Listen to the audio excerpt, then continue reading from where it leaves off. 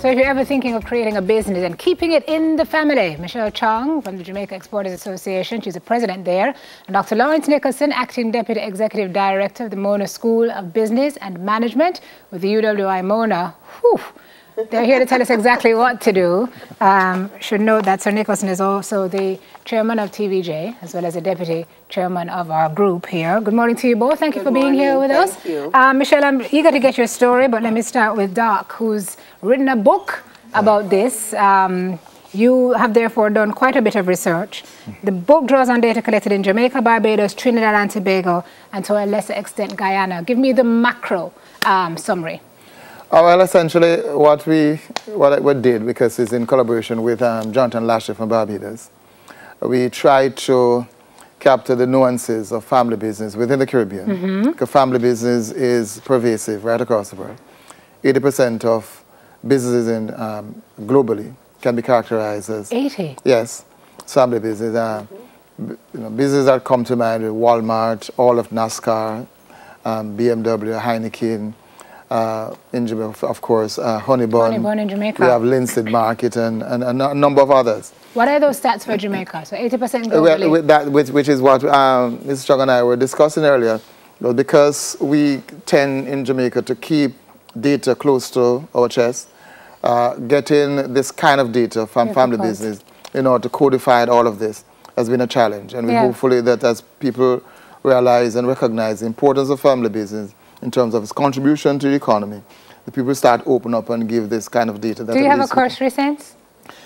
Yeah, in the sense that we actually, this book builds on some research that was done in 2005, 2006 on family business and women-owned business in Jamaica. And at that time, we had in excess of 3,000 family business with greater than 2 employees across the island. And this was really an underestimation. So we have a number of family business to the extent that I can say for sure that the revenue generated from family business in Jamaica is equivalent to 32% of GDP. Wow. Yeah.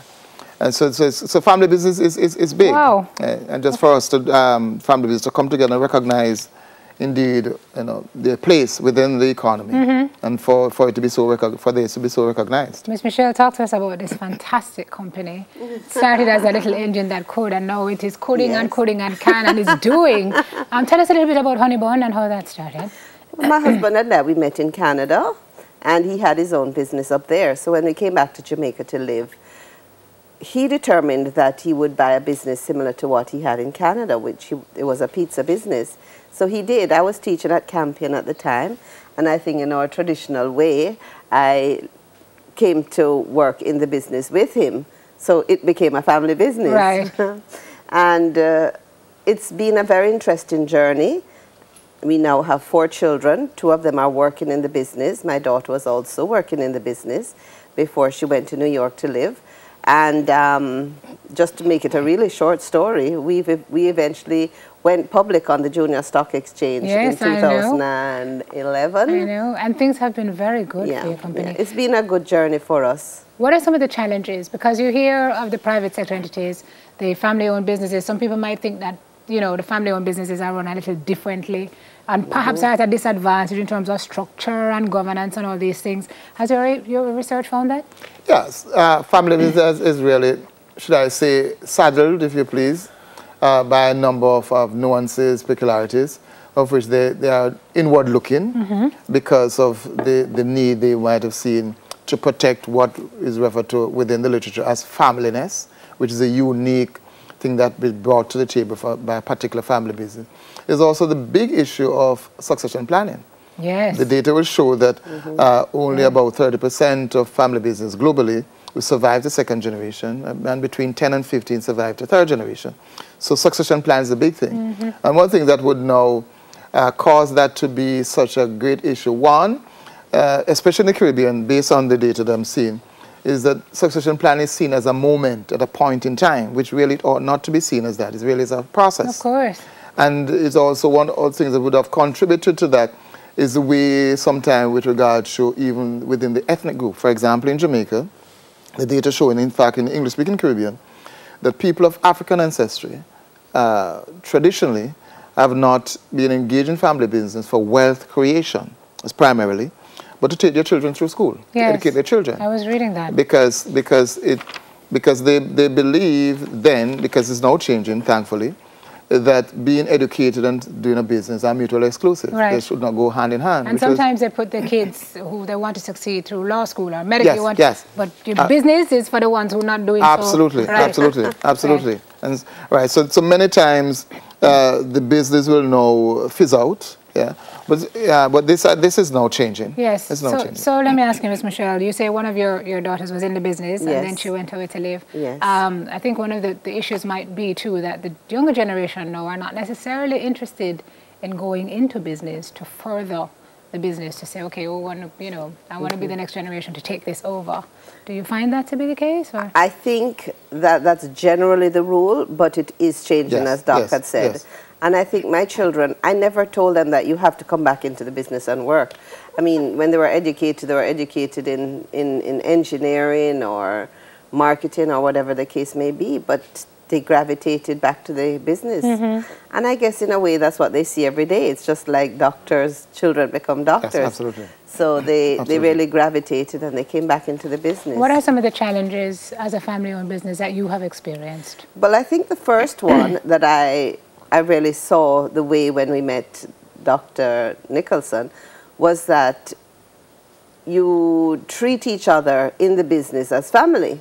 And the first thing we learned was, no, it's not mommy in the business, it's Mrs. Chong. That's right. It's mommy at home. And then you learn how to talk at a meeting so that you address each other as though it was a formal business. Yes. Was that difficult for you initially? You know, it was not as difficult as we thought. It wasn't difficult for me. I think it was harder for the children. Yes. But I think the first time we did it was so refreshing because I think it gives a lot of perspective. It manages a lot of the emotions. Yes. So it really just, it's like it just clicks. Yes. This feels right. What has made it for you, what has made your experience a success? As Dr. Nicholson said, a lot of businesses start and they fizzle out. What has made Honeybun a success, you think? Well, as it relates to family business, I think that I was very fortunate to learn about this well, it wasn't early, but, you know, when we did, because it was just before the business got formal, went on the stock exchange.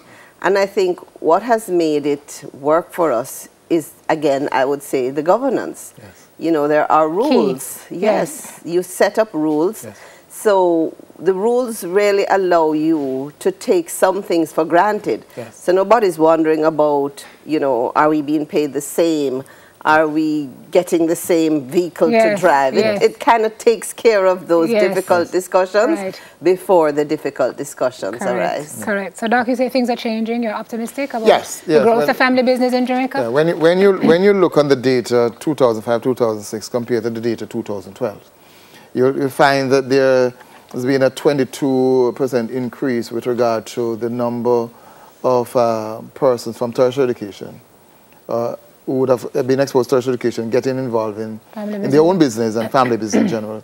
So it is changing. It is changing, and thankfully so on. We at the Mono School of Business and Management responding to that because we are now incorporating elements of family business as when we teach entrepreneurship and all of that and recognize Excellent. How do we get businesses to open up some more so we can mine some more meaningful data, you think? Well, for them to recognize that the data is really to help. It's really not to be fast, as we say in Jamaica, to get involved in all of that. Because in Jamaica generally, and by the way, it is not endemic to Jamaica. It happens in other countries. Where the moment you touch on financial issues, especially small businesses, where governance structure would not compel them now to open up, they tend to close on all of that. But then we need to say to our family business, there's no need for that. Because the more you know about yourself and others, is the better for you. Because, set up a board. Make sure you get advisor training board, in the government. It doesn't have the board of directors, it's an advisor. But in fact, I would want to suggest that every business, general and family business in particular, needs to have an advisor board. You know, because really you're not the repository of all knowledge. Exactly. And sometimes when what I use is you can't see the picture if you're in the picture. Groupthink helps you to get some other advice. So that could be a make or break. That's a great tip. Yeah. One from you before we go. A tip I think Doc stole mine, because every time I meet a young business person, I'm always, the first thing I'm doing is advocating for the advisory board, because I know that was one thing that really helped us in Honeybun, because it was just me and my husband, so you have no tiebreaker when it comes to a decision. But to have an advisory board was really good, because you get the outside information in. I know you have your board, and some great minds on your board. I want to say that was one of the reasons we actually went public, because then the business continuity is prior to everything else, because the board is going to determine what's next, and not the members of the family.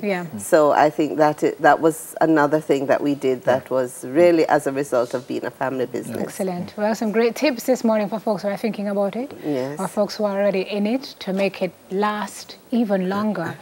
Very important for you to put a governance structure in place. I want to say good morning to your husband, Herbie Chong. Good morning to you, sir, and congratulations on the success of your business, and also to Yannick Page, who I know sits on your board. Now you have old knowledge and young knowledge, which is also very good for the business. Thank you both so much. Appreciate it. Doc, is this a book? Yes. Okay, so guys, this is a book. It's Understanding the Caribbean Enterprise, Insight from MSMEs and Family-Owned Businesses.